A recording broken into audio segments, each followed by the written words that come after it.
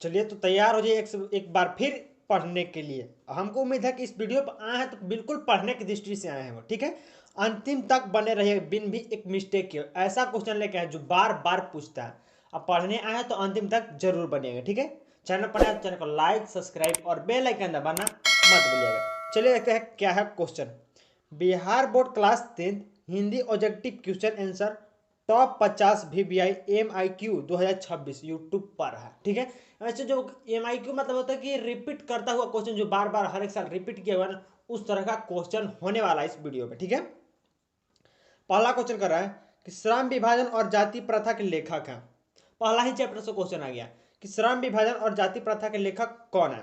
पहला डॉक्टर राम मोहन मनोहर लोटिया, बाबा साहब भीमराव अम्बेडकर, महात्मा गांधी, गुणाकर मूल्य।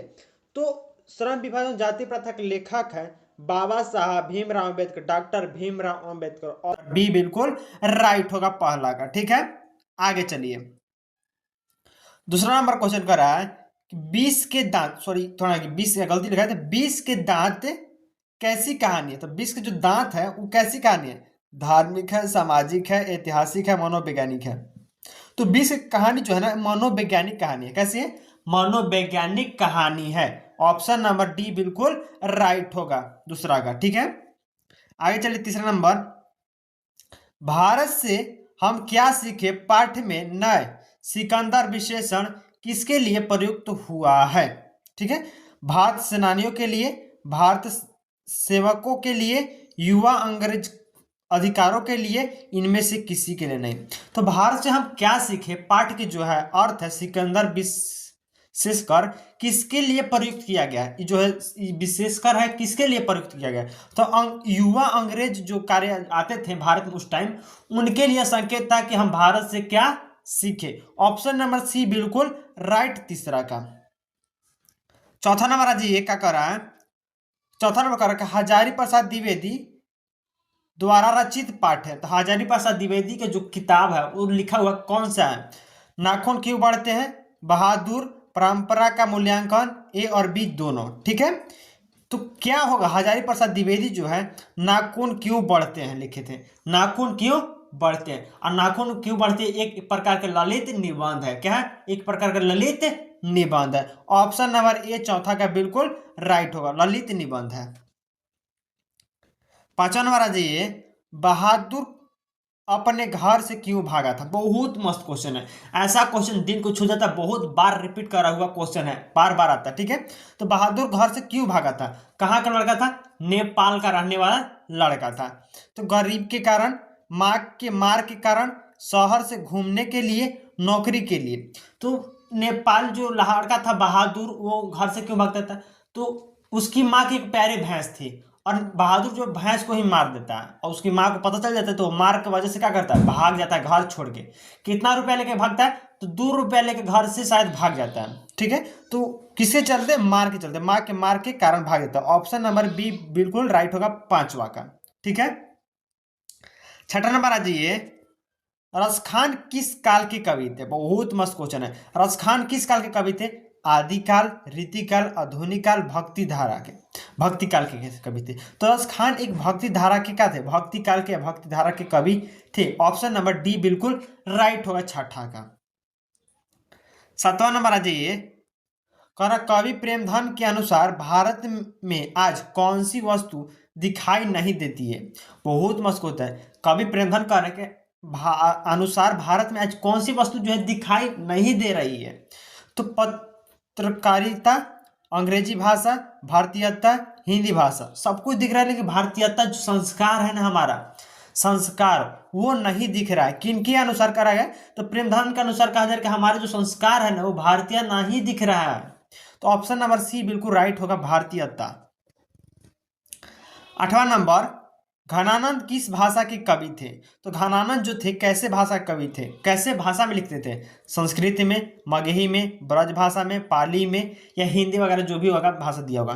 तो घनानंद जो थे ब्रज भाषा के कवि थे, वो ब्रज भाषा में कविता लिखते थे। ऑप्शन नंबर सी बिल्कुल राइट आठवां का।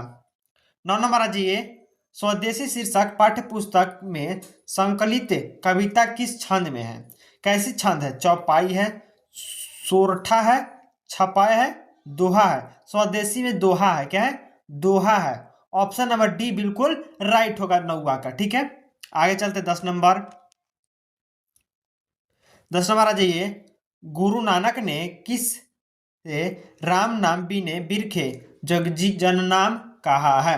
तो गुरु नानक ने किसे राम नाम बिनु बिरखे जगी जन्नान कहा है? ईश्वर के नाम जपने को, निष्फल जीवन को, गुरु की महिमा को, इनमें से कोई नहीं। तो निष्फल जीवन जीने को ही क्या कर रहे हैं? गुरु जन्नान नाम राम नाम बिनखे कहा है। ठीक है, ऑप्शन नंबर बी बिल्कुल राइट होगा। ठीक है, 10वां का बी नंबर। अगर अभी तक चैनल को सब्सक्राइब नहीं किए तो चैनल को सब्सक्राइब कीजिए, लाइक कीजिए, कमेंट कीजिए और शेयर जरूर कीजिएगा। ठीक है, बहुत ज्यादा इंपॉर्टेंट क्वेश्चन है। आज 31 अक्टूबर हो गया बाबू, खत्म ही खत्म है 31 अक्टूबर। ठीक है, और इसके बाद आप लोग के टाइम नवंबर और दिसंबर, जनवरी में कपड़ा लेना है, रूम देखने जाना है, ये सब टाइम नहीं होता है। तो जल्दी जल्दी पढ़िए, बहुत ज्यादा क्वेश्चन नहीं है, सिर्फ 50 क्वेश्चन है। 11 नंबर, दही वाली मगम्मा कहानी किस लेखक द्वारा रचित है? किसने लिखा है दही वाली मगम्मा? तो श्रीनिवास दास जी लिखे, श्रीनिवास जी लिखे। ऑप्शन नंबर सी 11 का बिल्कुल राइट होगा, श्रीनिवास। 12 नंबर, मगम्मा कहाँ की रहने वाली थी? तो मगम्मा जो थी कहाँ के? कोलकाता, मुंबई, वेंकटपुर, मैसूर। कहाँ के रहने वाली थी? तो वेंकटपुर के रहने वाली थी। कहाँ के रहने थी? वेंकटपुर के। 12 का सी नंबर, वेंकटपुर। 13 नंबर कह रहा है, दहते विश्वास कहानी का मुख्य प्रमुख जो पात्र है कौन है? दहते विश्वास का प्रमुख पात्र क्या है? लक्ष्मी है। लक्ष्मी की बेटियां थी और एक बेटा भी था शायद। ठीक है, तो और उसका पति का नाम था लक्ष्मण, जो कोलकाता में काम करता था। ऑप्शन नंबर बी बिल्कुल राइट होगा 13 का। 14 नंबर, नगर कहानी के कथाकार कौन है? तो मतलब नगर कहानी जो है उसका कथाकार, कविता लेखक जो भी आएगा कौन है? सुजाता है। कौन है? सुजाता है। 14 का बी नंबर, सुजाता। 15 नंबर कह रहा है, धरती कब तक घूमेगी किस भाषा के अनुदिश है? किस भाषा में लिखा गया? अनुदिश मतलब किस भाषा में लिखा गया? उड़िया में, कन्नड़ में, राजस्थानी में, गुजराती में। कैसा भाषा में? तो राजस्थानी भाषा में लिखा गया। 15 का सी नंबर बिल्कुल राइट होगा। 16 नंबर है ये, वर्णों के समूह को क्या कहते हैं? बहुत मस्त क्वेश्चन है, ग्रामर से। वर्णों के समूह को क्या कहते हैं? शब्द कहते हैं, वाक्य कहते हैं, वर्णमाला कहते हैं, इनमें से कोई नहीं कहते। शब्दों के वर्णों के समूह को वर्णमाला कहते हैं। ऑप्शन नंबर सी बिल्कुल राइट होगा 16 के। 17 नंबर कह रहा है, अघोष वर्ण कौन सा है? अघोष जो होता है कौन सा? देखिए, अगर क ख ग में दो चीज होता है, एगो घोष होता है, एगो अघोष होता है। तो क ख ग में पहला, तीसरा, पांचवा क्या होता है? अघोष में। दूसरा और चौथा का जो होता है? सघोष में। नहीं, पहला दूसरा अघोष, बाकी तीसरा चौथा पांचवा सघोष होता है, इतना ही होता है। तो यहां बोल रहा है कि कौन अघोष है? तो अघोष च होगा, क्योंकि च और छ, क और ख क्या आएगा? अघोष में। बाकी और मान लो कि च से में ज झ यहाँ आता है, वो कौचे में आएगा? सघोष में। तो ऑप्शन जो है सी बिल्कुल राइट होगा। पहला मतलब कि सी वर्ण का पहला दूसरा अघोष में, तीसरा चौथा पांचवा सघोष में। ठीक है, 18 नंबर, स्पष्टीकरण वर्ग का पहला दूसरा वर्ण क्या होता है? अघोष होता है। अभी तो बता ना, स्पष्टीकरण तो वर्ण के जो होता है ना, क ख ग में, मान ली कि क ख ग घ और अंगा में, ये पहला जो दूसरा है वो क्या आएगा? अघोष में। तीसरा चौथा पांचवा कब जाएगा? सघोष में। ठीक है, तो आगे शब्द है, आगे क्या है? शब्द है। कैसा शब्द है? आगे जो शब्द है कैसा है? एक तद्भव शब्द है। क्या है? तद्भव शब्द है। ठीक है, आगे कैसा शब्द है? तद्भव शब्द है।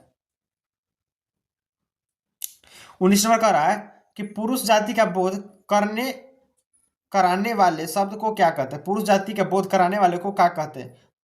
पुल्लिंग कहते हैं। क्या कहते हैं? पुल्लिंग कहते हैं। जो पुरुष करेगा वो पुल्लिंग होगा।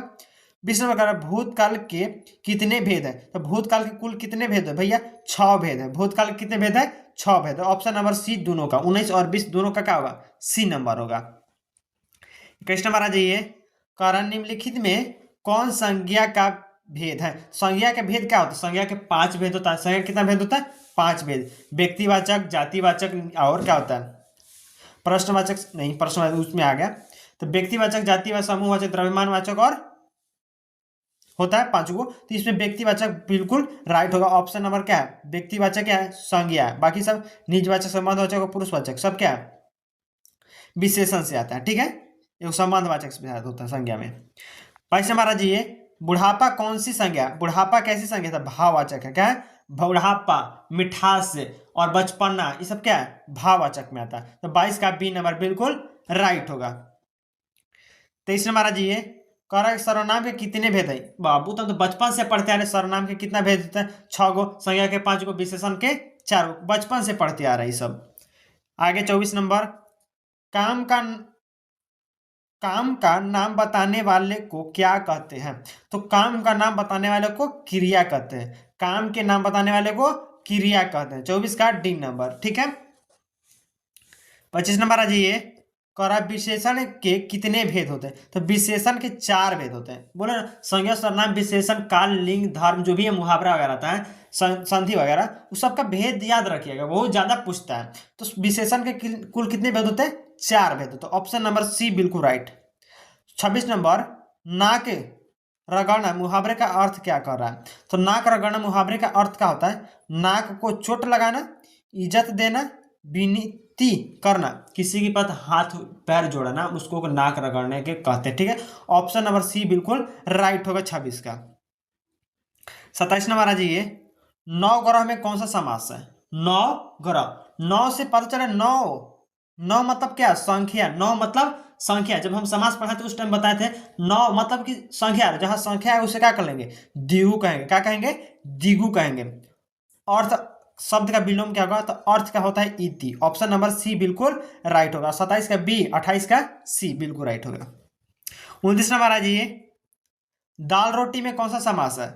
दाल रोटी बोले, राधा कृष्णा बोले, माता पिता बोले, भाई बहन बोले, जहां द्वंद्व बीच में माइनस द्वारा जो द्वंद्व चिन्ह दिखता है उसको बोलिए कौन सी, द्वंद्व समास बोलिए। कौन सा समास, द्वंद्व समास। सी नंबर 29 का। ठीक है, आगे चलते हैं। 30 नंबर बोला है, कमल का पर्यायवाची शब्द है। कमल का पर्यायवाची शब्द क्या होता है, उपयुक्त सभी होता है। पंकज, नीर, जलस और क्या होता है, उधर कुछ भी होता है। तो सभी क्या है, कमल का पर्यायवाची शब्द है। उपयुक्त डी बिल्कुल राइट होगा 30 का। और अभी तक चैनल को सब्सक्राइब नहीं किया तो चैनल को सब्सक्राइब कीजिए, लाइक कीजिए, कमेंट कीजिए और शेयर जरूर करिएगा। ठीक है, देखिए अंत तक, आगे चलते हैं। 31 नंबर कह रहा है, नाखून क्यों बढ़ते हैं कि विधा है। नाखून क्यों बढ़ते हैं कि क्या है, विधा है। कहानी, ललित निबंध, उपन्यास, नाटक। तो नाखून क्यों बढ़ते हैं, ऊपर में बताते हैं कि नाखून क्यों बढ़ते हैं। हजारी प्रसाद जी का लिखा हुआ एक कहानी है और ये ललित निबंध है। किसका है, ललित निबंध है। हजारी प्रसाद जी का लिखा हुआ ललित निबंध है। 32 नंबर, मैक्स मुलर का जन्म हुआ था, कब हुआ था। तो मैक्स मुलर जी का जो जन्म हुआ था ना, 1823 में हुआ था। कब हुआ था, 1823 ईस्वी में हुआ था। ठीक है, 32 का ए नंबर बिल्कुल राइट हो। थोड़ा सा डाउट हमको भी लग रहा है, देख लीजिएगा, हमको लगता है 32 का ए ही होगा। ठीक है, और कहाँ हुआ था, कहाँ का रहने थे, तो मैक्स मुलर जो जापान के रहने वाले थे। ठीक है, चलिए आगे चलते हैं। 33 नंबर, कर मदन और कासू के बीच किस बात को लेकर विवाद हुआ था। पैसा को, मोटर गाड़ी को, लट्टू को, खेल के लिए, खाने के लिए।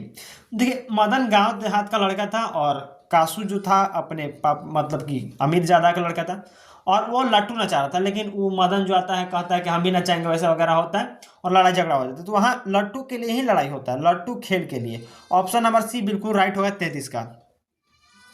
34 नंबर, रामविलास शर्मा का जन्म हुआ था। तो रामविलास जो शर्मा जी हैं उनका जन्म कब हुआ, तो 1912 ईस्वी में हुआ था। ऑप्शन नंबर सी बिल्कुल राइट होगा। 35 नंबर, अमरकांत लिखित कहानी कौन का नाम क्या है। अमरकांत जी का जो लिखा हुआ कहानी है बहादुर है। अमरकांत जी का लिखा हुआ क्या है, बहादुर है। जो अमर होता है वो क्या होता है, बहादुर होता है। जो अमर होता है क्या होता है, बहादुर होता है। इसको हम एक बार डालेंगे लेखक और चैप्टर का नाम वीडियो पर, इसलिए चैनल को सब्सक्राइब कर लीजिएगा। ठीक है, मिल जाएगा आपको। 36 नंबर, परंपरा का मूल्यांकन क्या है। तो परंपरा का जो मूल्यांकन है क्या है, निबंध है, आलोचना है, स्मरण है, कहानी है। तो परंपरा का मूल्यांकन जो है एक प्रकार की क्या है, आलोचना है। ऑप्शन नंबर बी बिल्कुल राइट होगा 36 का। 37 नंबर आ जाइए, कह रहा है कि अक्षर ज्ञान कविता में अंग को क्या कहा गया है। अंग को क्या कहा गया, माँ, दादी, क्या कहा गया है। तो जो वो बोला है माँ कहा गया, अंग को माँ कहा गया है, ठीक है। दादा दादी बोला गया था, हमको सर डाउट लग रहा है वैसे, ठीक है, ऑप्शन नंबर सी होगा, माँ कहा गया था। अच्छा ये 38 नंबर, मेरे बिना तुम प्रभु किस भाषा का अनुदेश है? किस में लिखा हुआ है? तो जर्मन में लिखा है, बिल्कुल नहीं, फ्रेंच, अग्नि से रूसी, ठीक है, जर्मन में लिखा है। मेरे बिना तुम प्रभु रेनल मारिया रिल्के जी का लिखा हुआ है, एक कविता है, और यह जर्मन में लिखा है। ऑप्शन नंबर सी बिल्कुल राइट होगा। किसका लिखा हुआ है? रेनल मारिया रिल्के के द्वारा लिखा गया। 39 नंबर, एक वृक्ष की हत्या के कवि कौन है? एक वृक्ष की हत्या जो है ना, कुंवर नारायण जी का लिखा हुआ है। ऑप्शन नंबर सी 39 का। क्या कौन लिखा है? कुंवर नारायण जी का लिखा हुआ एक वृक्ष की हत्या है। 40 नंबर, लौट कर आऊंगा फिर कविता किस कवि द्वारा भाषांतरित की गई है? लौट कर आऊंगा फिर कविता कवि द्वारा भाषांतरित, मतलब किस भाषा के द्वारा रूपांतरित किया गया? प्रयाग शुल्क। क्या है?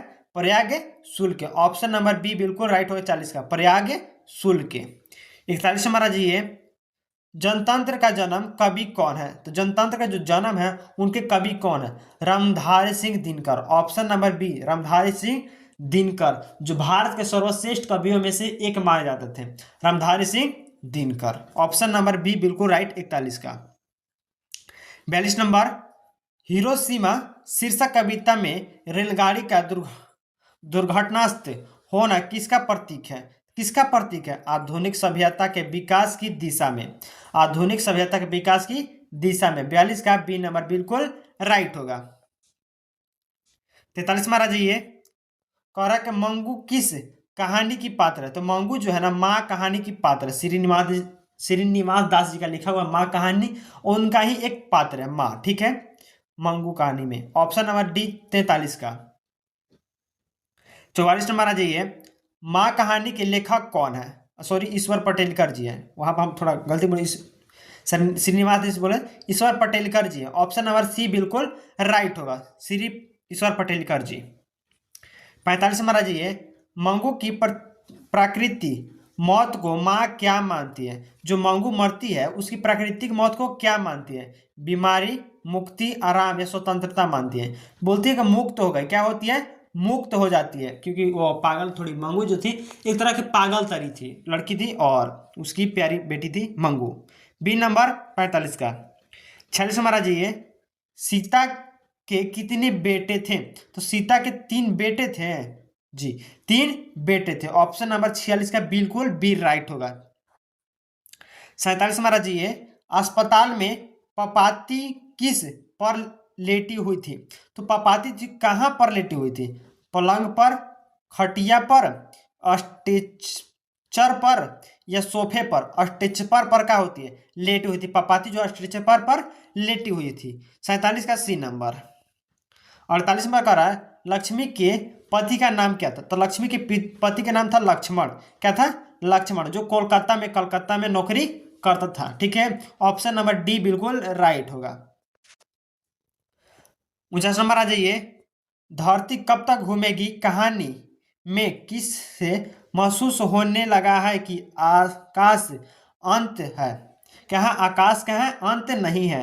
धरती कब तक घूमेगी कहानी में किस से महसूस होने लगा था कि आकाश अंत नहीं है? उस सीता को आभास होने लगा था कि आकाश क्या है? अंत नहीं है। ऑप्शन नंबर सी बिल्कुल राइट 49 का। 50 नंबर आ जाइए, द अनचेस्ट अचलेट्सबर्ड्स किसकी रचना है? तो अचलेट्सबर्ड जो है वो किसकी रचना है? डॉक्टर भीमराव अंबेडकर जी का एक रचना लिखा हुआ है, ठीक है। ऑप्शन नंबर सी बिल्कुल राइट 50 का। और यहाँ हमारा 50 क्वेश्चन जो है पूरा कंप्लीट होता है। और चैनल पर नए हो तो चैनल को लाइक, सब्सक्राइब और बेल आइकन दबाना मत भूलिएगा। पीडीएफ के लिए कमेंट करिए, और नहीं तो व्हाट्सएप का लिंक मिल जाएगा डिस्क्रिप्शन, वहां जाकर आप ले सकते हैं फ्री ऑफ कॉस्ट पीडीएफ। धन्यवाद।